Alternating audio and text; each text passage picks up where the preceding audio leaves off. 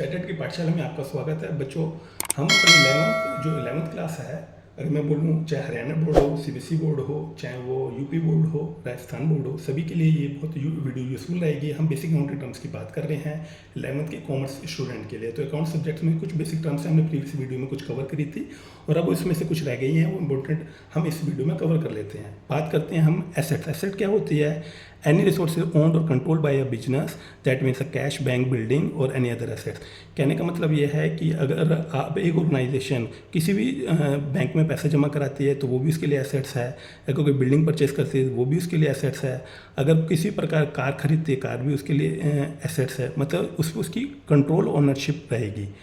ये दो प्रकार की, दो टाइप्स की होती है, non current assets, current asset. Non current assets क्या होती है? ऐसी कोई एसेट जिसको हम एक साल के अंदर अंदर कैश में कन्वर्ट नहीं कर सकते, जो इतनी जल्दी नहीं बिक सकती, उसको हम नॉन करंट एसेट बोलते हैं। करंट एसेट्स क्या होती है? It can be converted into the cash with in 1 year और 12 मंथ और operating cycle.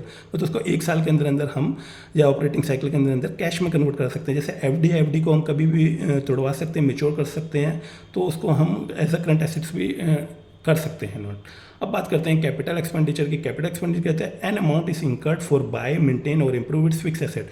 For example balance sheet के अंदर एसेट साइड होती है, हम एसेट साइड मतलब फिक्स एसेट का कोई भी फिक्स नेचर का खर्चा करते हैं। जैसे फॉर एग्जांपल हमने बिल्डिंग परचेज करी या हमने कोई हम बोल सकते हैं इंटेंजिबल एसेट्स परचेज करी या कार परचेज करी, वो एक प्रकार का कैपेक्स है, कैपिटल नेचर का है, तो वो हमारा कैपिटल एक्सपेंडिचर माना जाएगा। रेवेन्यू एक्सपेंडिचर क्या होता है? An amount is incurred for the day to day operation.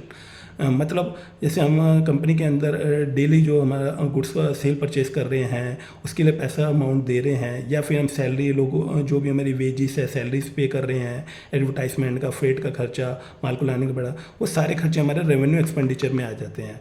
अब बात करते हैं रेवेन्यू क्या होता है। रेवेन्यू कुछ नहीं है, it means total amount generated from the sale of normal bin operation. मतलब हम एक ऑर्गेनाइजेशन के अंदर कोई गुड्स के सेल परचेज लेन देन, या उसने पैसा कहीं एफडी लगा के उसने इन्वेस्टमेंट कर रखा है, वहाँ से ब्याज आ रहा है, किसी प्रकार का कोई स्क्रैप सेल का पैसा आ रहा है, वो सारे के सारे पैसा जो भी आता है वो एक टोटल रेवेन्यू के फॉर्म में काउंट होता है, उसको रेवेन्यू कहते हैं। बात करते हैं गुड्स।